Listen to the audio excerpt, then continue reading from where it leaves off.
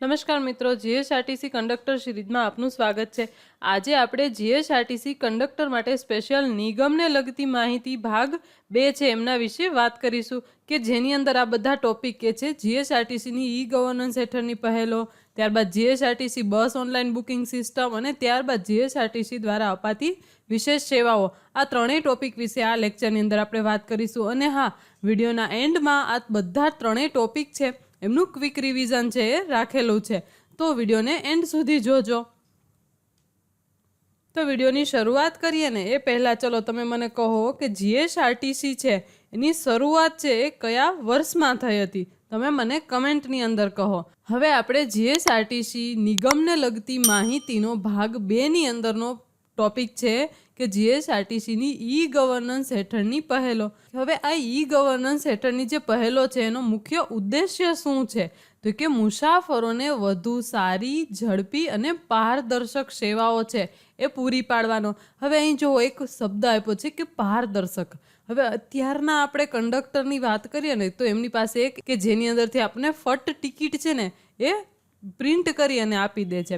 હવે એ જ આપણે પહેલાંની મતલબ કે જ્યારે જીએસઆરટીસીની શરૂઆત થઈ હતી ત્યારની વાત કરીએ તો પહેલાંના જે કંડક્ટર હતા ને એ આ રીતની કંઈક પેટી લઈને આવતા અને એની અંદર આવા જુદા જુદા બોક્સ હોય ને એની અંદર જુદી જુદી ટિકિટ હોય અને એના અલગ અલગ જાતના પૈસા હોતા હતા, અલગ અલગ સ્થળ જવાના અલગ અલગ જે પૈસા છે એ હોતા હતા। હવે અહીંયા શું થાય છે કે આ બધી વસ્તુ કેવી થઈ ગઈ છે? મશીનથી, હે ને? પારદર્શક મતલબ કે અહીંયા છે એ થોડું ઘણું છે એ કરપ્શન થતું હતું, પરંતુ હવે અહીંયા એ વસ્તુ છે એ પોસિબલ જ નથી। હવે ઓપીઆરએસ તો એનું ફૂલ ફોર્મ શું થશે? તો કે ઓનલાઈન પેસેન્જર રિઝર્વેશન સિસ્ટમ। હવે અહીંથી તમારો 1 માર્કનો ક્વેશ્ચન છે એ બની શકે છે। હવે આ સિસ્ટમ દ્વારા છે મુસાફરો છે એ ઘરે બેઠા પોતાની બસની જે ટિકિટ છે એ બુક કરાવી શકે છે। હવે એમની મુખ્ય વિશેષતાઓની વાત કરીએ તો કે વેબસાઇટ દ્વારા બુકિંગ। હવે જીએસઆરટીસીની વેબસાઇટ કઈ છે? તો કે www.gsrtc.in પર જઈ અને આપણે બુક કરાવી શકીએ છીએ। આપણે જે તે સ્થળની જે ટિકિટ છે એ બુક કરાવી દઈએ ઘરે બેઠા, અને એ પણ મોબાઈલથી। હવે મોબાઈલ એપ્લિકેશન દ્વારા પણ આ ટિકિટ છે એ બુક કરાવી શકાય છે। આપણે મોબાઈલની અંદર માત્ર ને માત્ર એક એપ્લિકેશન, અને એપ્લિકેશનનું નામ શું છે? જીએસઆરટીસી। હવે આ એક ડાઉનલોડ કરી લઈએ એટલે આપણે બધી વસ્તુ છે, લોકેશન આ તે આપણે નાખીએ એટલે આપણે કઈ જગ્યાએ કેટલા વાગે બસ છે એ બધી ખબર પડી જાય। પછી આવે છે કે 60 દિવસ અગાઉથી બુકિંગ, કે મુસાફરો છે એ મુસાફરીના 60 દિવસ મતલબ કેટલા? તો કે 2 મહિના અગાઉથી છે એ બુક કરાવી શકે છે। પછી આવે છે પીએનઆર સ્ટેટસ, કે બુક કરાવેલી ટિકિટનું પીએનઆર નંબર દ્વારા સ્ટેટસ છે એ ચેક કરી શકાય છે। હવે જ્યારે આપણે ટિકિટ બુક કરાવીએ ને ત્યારે આપણને એક નંબર આપવામાં આવે છે, અને એ નંબર એટલે કે શું? PNR number. એ એપ્લિકેશનની અંદર આપણે નાખીએ ને તો આપણી જે બુક કરેલી ટિકિટ છે ને એનું સ્ટેટસ છે આપણે જોઈ શકીએ છીએ। સ્ટેટસ મતલબ કેવું કે કેટલા વાગે એ બસ આવશે, ક્યારે આવશે અને કઈ બસ આવશે, એ બધી વસ્તુ છે એ આપણે જોઈ શકીએ છીએ, પરંતુ એની એક લિમિટ હોય છે, મતલબ કે એ આટલા દિવસ પછી કે આટલા દિવસ પહેલાં એવું બતાવે છે, એની આપણે વાત કરીશું। પછી આવે છે ઓપીઆરએસની મુખ્ય વિશેષતાઓ, કે જેની અંદર ઓનલાઈન કેન્સલેશન, કે આપણે ઘરે બેઠા જ છે આપણી જે ટિકિટ બુક કરાવી હોય એને આપણે કેન્સલ પણ ઘરે બેઠા જ કરી શકીએ છીએ। અને હવે એ કેન્સલ કરીએ છીએ ને એના બદલામાં આપણને રિફંડ, મતલબ કે જે ટિકિટના પૈસા આપણે ચૂકવ્યા હોય ને એ પાછા પણ આપણને મળી જાય છે। અને એ ટિકિટ રદ કરવા માટેની જે સુવિધા છે એને આપણે શું કહીએ? રિફંડ સુવિધા। હવે પછી આપણે વાત કરીએ કે આ ઓપીઆરએસ છે એમાં એની અંદર આપણે પૈસા તો આપવા પડે ને, તો એ પૈસા કઈ રીતે આપવાના? તો કે ઓનલાઈન આપણે આપી શકીએ છીએ। ઓનલાઈન મતલબ કઈ કઈ એપ્લિકેશન? જો કે ક્રેડિટ ડેબિટ કાર્ડ, પછી ભીમ, Bharat QR, net banking, wallet payment, GPay, આવી બધી વસ્તુ છે એના દ્વારા આપણે ઓનલાઈન પેમેન્ટ છે એ અત્યારની જીએસઆરટીસીની અંદર પોસિબલ છે।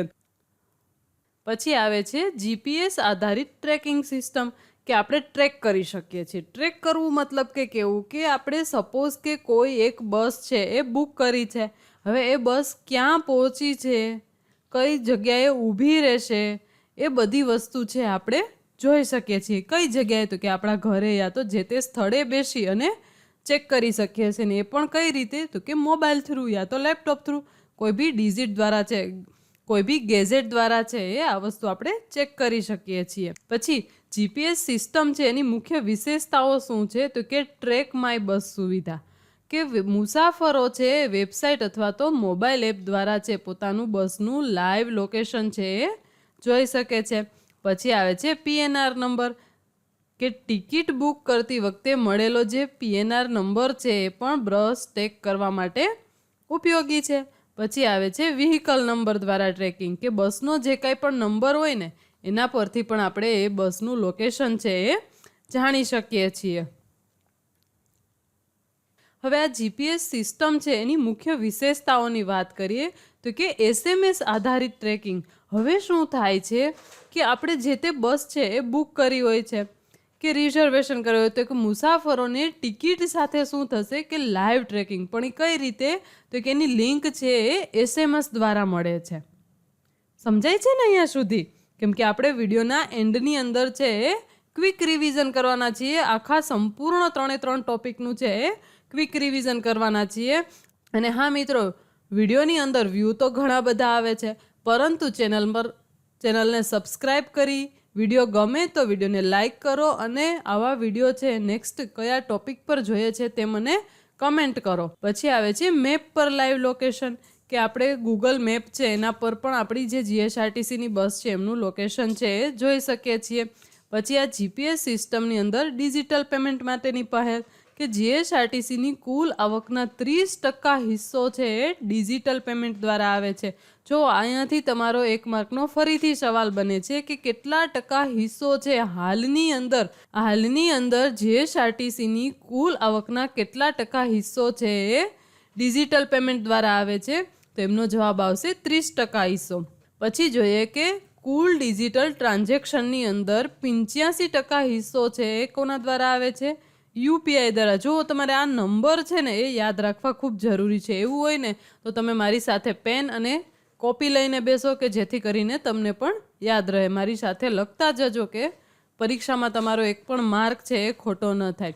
અને જો ભવિષ્યની વાત કરીએ તો ડિજિટલ પેમેન્ટનો હિસ્સો છે એ 60 થી 70% સુધી વધારવાનું લક્ષ્ય છે. અને આ સુવિધા છે commercial service and passenger pass સિસ્ટમમાં પણ વિસ્તારવાનું આયોજન છે. હવે જીએસઆરટીસીની મોબાઈલ એપ્લિકેશનની વાત કરીએ તો કે મુસાફરોની સુવિધા માટે એક સ્માર્ટ મોબાઈલ એપ્લિકેશન છે એ લોન્ચ કરી છે. જેની અંદર છે કઈ કઈ સુવિધા આપવામાં આવે છે તો કે ઓનલાઈન ટિકિટ બુકિંગ, કે બસ છે એ ઘરેથી જ બસ ટિકિટ છે એ બુક કરવાની સુવિધા. પછી બીજી સુવિધા છે કે બસની શોધ, કે રૂટ, સમય અને બસ પ્રકાર છે એના પ્રમાણે બસ છે આપણે શોધી શકીએ છીએ. પછી કે લાઈવ ટ્રેકિંગ, કે બસનું આપણે લાઈવ લોકેશન છે એ પણ જોઈ શકીએ છીએ. પછી સમયપત્રકની વાત કરીએ તો કે તમામ રૂટનું સમયપત્રક છે એ પણ આપણે જે આ જીએસઆરટીસીની મોબાઈલ એપ્લિકેશન છે એની અંદર આપણે જોઈ શકીએ છીએ. જો તમામ રૂટની જે બસ છે એની વાત થાય છે. અને પછી ભાડાની માહિતી, કે રૂટ મુજબ ભાડાની માહિતી પણ મેળવી શકાય છે. અને પછી આવે છે પીએનઆર સ્ટેટસ, કે ટિકિટનું સ્ટેટસ ચેક કરી શકાય છે આ પીએનઆર નંબર દ્વારા. અને ટિકિટ કેન્સલેશન, કે બુક કરેલી જે ટિકિટ છે એ પણ રદ કરી શકાય છે. આ થઈ જીએસઆરટીસીની જે મોબાઈલ એપ્લિકેશન છે એમની સુવિધાની વાત થઈ. પછી આવે છે એસએમએસ આધારિત સેવાઓ, કે એસએમએસ દ્વારા ટિકિટ બુકિંગ, કે પહેલાંની જે સુવિધાઓ કે જે હવે મોબાઈલ એપ દ્વારા છે એ વધુ સરળ બની છે. હવે એસએમએસ દ્વારા પણ આપણે છે જે આ બસ છે એ બુક કરી શકીએ છીએ. એસએમએસ દ્વારા બસ ટ્રેકિંગની જે લિંક પણ આપણને મળી જાય છે, કે ટિકિટ બુક કરનાર જે મુસાફર છે એને પોતાનો જે મોબાઈલ નંબર રજીસ્ટર કર્યો હોય એના પર લાઈવ ટ્રેકિંગ છે એ મોકલવામાં આવે છે. કોના દ્વારા? એસએમએસ દ્વારા. પછી કે એસએમએસ દ્વારા સમયપત્રક, એક્સપ્રેસ બસોના સમયપત્રકની માહિતી છે એ પણ મેળવી શકાય છે. ત્યારબાદ આપણે જોઈએ કે ડિજિટલ ડિસ્પ્લે અને પેસેન્જર ઇન્ફોર્મેશન સિસ્ટમ, કે એલઈડી ડિસ્પ્લે બોર્ડ. હવે બસ આવવા જવાના સમય, રૂટ અને પ્લેટફોર્મ નંબર પર દર્શાવતા ડિજિટલ બોર્ડ. હવે આપણે ઘણી બધી બસોની અંદર છે આ ડિજિટલ LED હવે આપણે ઘણી બધી બસોની અંદર આ LED ડિસ્પ્લે બોર્ડ છે એ આપણને જોવા મળે છે. મેં તો જોયું છે, તમે જોયું છે ને? ઓડિયો એનાઉન્સમેન્ટ કે બસના આગમન અને પ્રસ્થાનની માહિતી માટે ઓડિયો જાહેરાત. કે હવે આપણે જે તે ડેપોની અંદર જાય ને ત્યાં આપણને એવું કહેતા હોય, ત્યાં આપણે ઘણી વખત આપણે એવું સાંભળ્યું હશે, જો કે જામનગર, ભાવનગર, રાજકોટ, જુનાગઢ, એની અંદર સતત ને સતત 24/7 આ લોકોની ડ્યુટી હોય છે અને એ વારાફરતી હોય. એ ડ્યુટી અને એના દરમિયાન છે એ લોકો છે સતત બોલતા રહેતા હોય છે. જુનાગઢ, જામનગર, ભાવનગર, રાજકોટ, અમદાવાદ, ખડિયા, ને આવું તમે ઘણી જગ્યાએ સાંભળ્યું હશે. પ્લેટફોર્મ નંબર બોલતા હોય કે મોબાઈલ ચાર્જિંગ સ્ટેશન કે મુખ્ય બસ સ્ટેશન પર મફત મોબાઈલ ચાર્જિંગ સુવિધા છે. એ પણ અત્યારના લેટેસ્ટ જે બસ સ્ટોપ બનાવવામાં આવ્યા છે ને એની અંદર ઘણી જગ્યાએ હોય છે કે આપણે આપણો ફોન છે એ ચાર્જ કરી શકીએ. પછી ગ્રીન ટ્રાન્સપોર્ટ પહેલ કે ઇલેક્ટ્રિક બસો. ઇલેક્ટ્રિક બસોનો સમાવેશ છે એ પણ અત્યારના જે GSRTC છે એની અંદર કરવામાં આવ્યો છે. જેમ કે અત્યારે તો ચાલે છે જુનાગઢ રાજકોટ, કેટલે કે 200 રૂપિયા જેવું ભાડું છે અને એ બસ AC અને ઇલેક્ટ્રિક ક્યાંય ઊભી જ ન રહે. તમારે ઓનલાઈન જ બુક કરવી પડે કે એની અંદર, કેમ કે ટિકિટ સિસ્ટમ છે એ નથી. એટલા માટે તમારે ઓનલાઈન તમારી સીટ છે એ બુક કરી દેવાની. જ્યારે આખી બસ બુક થઈ જાય ત્યારે જ એ બસ ઉપડે, ત્યાં સુધી બસ એ ઉપડે નહીં અને સીધી જુનાગઢથી રાજકોટ જ જાય. વચ્ચે એકેય જગ્યાએ છે આ ઇલેક્ટ્રિક બસ છે એ ઊભી રહેતી નથી. આ તો હું તમને એક ઉદાહરણ આપું છું. આવી બીજા ઘણા રૂટની પણ બસો અત્યારે હાલની અંદર ઉપલબ્ધ છે. પછી આપણે વાત કરીએ CNG બસો કે પ્રદૂષણ ઘટાડવા માટે CNG બસોનો પણ ઉપયોગ થાય છે. પછી વાત કરીએ નેશનલ મોબિલિટી સમિટ 2025 કે જે એક ગ્રીન ટ્રાન્સપોર્ટ પહેલ છે એ આપણે ગણાવી શકાય. શું કામે? તો કે ગાંધીનગર ખાતે GSRTC દ્વારા આયોજિત કે જેની અંદર જેમાં ગ્રીન, ડિજિટલ અને સંકલિત પરિવહન પર ભાર મૂકવામાં આવ્યો છે. અને ભવિષ્યની યોજના અને નવી પહેલોની જો વાત કરીએ તો કે 100% ડિજિટલ પેમેન્ટ તરફ વળવું એ અત્યારે છે એ ભવિષ્યની યોજના છે. કે કમર્શિયલ સર્વિસ અને પાસ સિસ્ટમની અંદરમાં પણ શું લઈ આવવાનું છે કે ડિજિટલ પેમેન્ટ છે એ લાગુ કરવું ને એ એમની યોજના છે અત્યારે. પછી નવી બસોનો સમાવેશ કે 25-26ની અંદર 2060 જેટલી નવી બસો છે એ ઉમેરવાની યોજના છે. 2025-26માં 2060 જેટલી નવી બસો છે એ ઉમેરવાની યોજના છે. પછી ભવિષ્યની યોજના અને નવી પહેલોની જો આપણે વાત કરીએ તો કે સ્માર્ટ કાર્ડ સિસ્ટમ, મુસાફરો માટે સ્માર્ટ કાર્ડ આધારિત ટિકિટ સિસ્ટમ. પછી ઓટોમેટેડ ટિકિટ વેન્ડિંગ મશીન કે જેને આપણે ATVM કહી શકીએ, કે સ્વયં સંચાલિત ટિકિટ મશીનોની સ્થાપના. આ બધી ભવિષ્યની યોજનાઓની વાત છે કે ભવિષ્યની અંદર GSRTC છે એ આવી યોજનાઓ અને આવી વસ્તુ છે એ કરી શકશે. મોબાઈલ ટિકિટ કે મોબાઈલ ફોન દ્વારા જ ટિકિટ દર્શાવી શકાય તેવી સુવિધા. પછી AI અને ડેટા એનાલિટિક્સ કે મુસાફરોની જરૂરિયાતો સમજવા અને સેવાઓ સુધારવા માટે ડેટાનો ઉપયોગ. પછી GSRTCની E-ગવર્નન્સ હેઠળની પહેલો. હવે આ તો આપણે GSRTCની ભવિષ્યની યોજનાઓ કે આવનારા જે સમય છે એની અંદરની યોજનાઓની આપણે આ બધી વાત કરી. હવે એની E-ગવર્નન્સ હેઠળની યોજનાઓની વાત કરીએ તો કે ઓનલાઈન બુકિંગ અને પાસ. કે ઓનલાઈન ટિકિટ બુકિંગ અને પાસ માટે પ્રક્રિયાઓ છે સરળ અને ઝડપી બનાવવી. ત્યારબાદ સ્ટુડન્ટ કંડક્ટર પાસ રિન્યુઅલની જે સુવિધા છે એ પણ ઉપલબ્ધ છે. પછી ઇલેક્ટ્રિક ટિકિટ મશીન કે જેને આપણે કહી શકીએ ETM કે ઇલેક્ટ્રિક ટિકિટ મશીનનો ઉપલબ્ધ કરાવાય છે અને ડિજિટલ પેમેન્ટ છે એ પણ સ્વીકારવામાં આવે. મેં શરૂઆતમાં કીધું ને કે અત્યારે કયું મશીન આવે છે? ETM. અને પહેલાં કેવી આવતી? એક ટકડી આવતી. આપણે શુદ્ધ ભાષામાં હું તો એને ટકડી જ કહું. અને ટકડીની અંદર છે આવી અલગ એક જ રૂટની પણ અલગ ટિકિટો આવતી. ને એ ટિકિટ છે એ એક સિમ્પલ પેપર જ હોય. ની પેપરની અંદર લખેલા હોય કે એટલા રૂપિયા આપણે એને આપવાના. અને પછી આવે છે કોમ્પ્યુટરાઇઝ ઇન્વેન્ટરી અને ડેપો મેનેજમેન્ટ કે maintenance, schedule, spare part maintenance schedule, spare part tracking, bus maintenance શેડ્યુલની વ્યવસ્થા છે એ કોમ્પ્યુટરાઇઝ અને ઇન્વેન્ટરી ડેપો મેનેજમેન્ટ છે. પછી કંડક્ટર માટે ડિજિટલ ટ્રેનિંગ કે ઓનલાઈન લર્નિંગ મોડ્યુલ છે એ કંડક્ટરો માટેની એક ડિજિટલ તાલીમ છે અત્યારે હાલની તકે છે જીએસઆરટીસી દ્વારા ઉપલબ્ધ કરાવાયું છે. પછી જીપીએસ ટ્રેકિંગ કે બસોમાં જીપીએસ સિસ્ટમ વડે લાઈવ લોકેશન પણ જાણી શકાય છે. કંડક્ટર અને પેસેન્જર માટે છે એ આ વસ્તુ ખૂબ જ ઉપયોગી છે.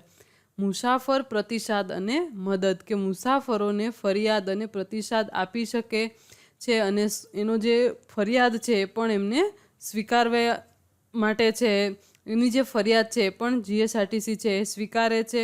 અને એનું જે સારી વસ્તુ છે કે મુસાફરનો જે સુઝાવ છે કે તમે આમ નહીં તો આમ કરો, કે જેને આપણે ફીડબેક કહી શકીએ, એ પણ જીએસઆરટીસી દ્વારા છે એ સ્વીકારવામાં આવે છે. અને એવી સિસ્ટમ અત્યારે હાલની તકે છે જીએસઆરટીસીની અંદર છે.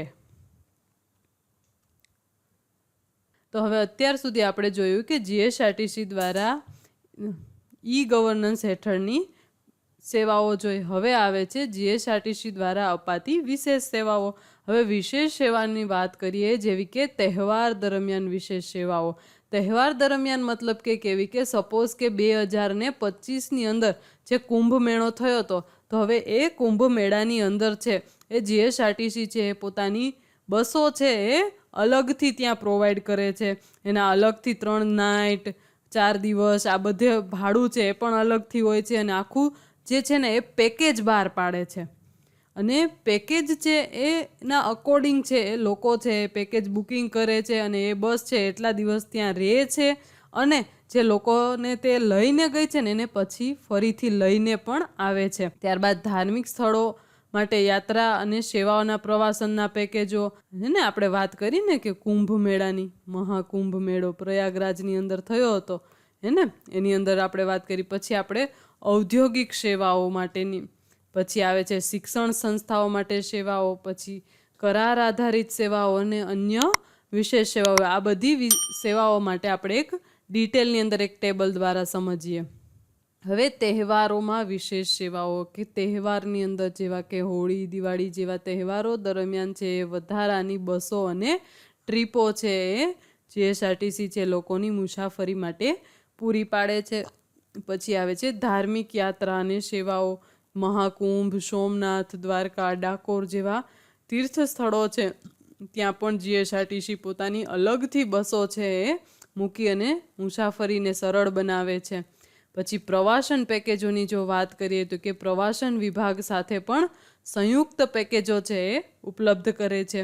પછી ઔદ્યોગિક સેવાઓ તો કે ઔદ્યોગિક ક્ષેત્ર માટે નિયમિત બસ સેવાઓ છે એ પણ પૂરી પાડે છે. અને શૈક્ષણિક સેવાઓની જો વાત કરીએ તો એની અંદર વિદ્યાર્થી પાસ, શૈક્ષણિક પ્રવાસ. હવે આ બધી વસ્તુ માટે છે જીએસઆરટીસી કેવી રીતે વિદ્યાર્થી પાસની અંદર 30 દિવસ છે મુસાફરી કરો અને 15 દિવસનું ભાડું ચૂકવું, આવી બધી યોજનાઓ છે એ લઈ અને પોતાની સેવા છે વિશેષ રીતે પૂરી પાડે છે. ને ત્યારબાદ કરાર આધારિત સેવાઓ કે જેમ કે ખાનગી પ્રવાસ અને સંસ્થાઓ માટે પણ આપણે આવી બસો છે બુક કરી શકીએ. મેં તો ઘણી બધી જગ્યાએ જોયું છે કે ક્યાંક ને ક્યાંક મેરેજ હોય ને તો જાનની અંદર કેવી બસ હોય, આ જીએસઆરટીસીની બસો છે એ હોય છે. તો એ પણ છે એક કરાર આધારિત સેવા થઈ છે. પછી છે પાર્સલ સેવાઓ કે માલવાહક સેવાઓ કે જેની અંદર 18% જીએસટી છે એ લાગે છે. માલવાહક મતલબ કે એક સ્થળેથી બીજી સ્થળે જે કાંઈ વસ્તુ છે એ લઈ જવા માટેની સેવાઓ. અને પછી છેલ્લું આવે છે હરિત પરિવહન કે જે ઇલેક્ટ્રિક અને સીએનજી બસો કે જેને આપણે ગ્રીન કોરિડોર કહીએ છીએ, એમાં પણ અત્યારે પોતાનું ખાસ યોગદાન છે એ આપે છે. તો હવે આ સંપૂર્ણ ટોપિક છે એનું આપણે રિવિઝન કરી શકીએ. હવે અહીં તમારા ઇંતજારની ઘડી છે એ સમાપ્ત થાય છે અને સંપૂર્ણ ટોપિક છે એનું આપણે ફટાફટથી આપણે રિવિઝન કરી લઈએ કે જેથી કરીને તમારો એક પણ માર્ક છે એ ખોટો થાય નહીં. જીએસઆરટીસી છે એ તહેવારો, ધાર્મિક સ્થળો, શાળા, કોલેજો અને ઔદ્યોગિક ક્ષેત્ર માટે ખાસ સેવાઓ પૂરી પાડે છે. હવે આપણે આંકડાની વાત કરીએ તો કે હોળી 2026ની અંદર વધારાની 1300 બસો છે એ એમને ઉપલબ્ધ કરી હતી. અને એના માટે છે એને 7500 એક્સ્ટ્રા ટ્રીપો પણ મારી હતી. પછી દ્વારકા અને ડાકોરની વાત કરીએ તો નંબરની અંદર 50 બસો છે વધારાની ફાળવી હતી. મહાકુંભ 2025-26ની વાત કરીએ તો 6 વોલ્વો બસો અને 184 રાઉન્ડ ટ્રીપ એને મારી હતી અને 4300 જે શ્રદ્ધાળુ હતા એને પોતાની જે આ સુવિધા છે આપી હતી. અને ત્યારબાદ મહાકુંભ પેકેજની વાત કરીએ તો કે 3 નાઇટ 4 દિવસ અને જેના ભાડું હતું વ્યક્તિ દીઠ 7,100 રૂપિયા. એમાં પણ જીએસઆરટીસીએ પોતાનું ખૂબ સારું એવું યોગદાન આપ્યું હતું. વિદ્યાર્થીની પાસની અંદર 30 દિવસમાંથી 5 દિવસનું ભાડું, 5 દિવસને અહીંયા મારી મિસ્ટેક છે કે 30 દિવસમાંથી 15 દિવસનું ભાડું ચૂકવી અને વિદ્યાર્થી છે એ ભણવા જઈ શકે છે. પછી ઈ પાસ વેબસાઇટ કે એની આ વેબસાઇટ છે કે જેની અંદરથી 10 લાખથી વધુ વિદ્યાર્થીઓ છે એ વાર્ષિક લાભ છે એ મેળવે છે. પછી પાર્સલ સેવા પર વાત કરીએ તો કે 18% છે એ જીએસટી લાગે છે. પછી નેશનલ મોબિલિટી સમિટ 2025 કે ગિફ્ટ સિટી ગાંધીનગરની અંદર થયો હતો અને એની થીમ શું હતી તો કે green, integrated and digitally driving. હવે આની અંદર પણ છે એ જીએસઆરટીસીએ પોતાની વિશેષ સેવા છે એ પૂરી પાડી હતી. વિડીયો કેવો લાગ્યો એ કમેન્ટમાં જરૂર બતાવજો. આવનાર વિડીયો ક્યાં ટોપિક પર જોઈ છે એ તો જરૂર લખજો જ.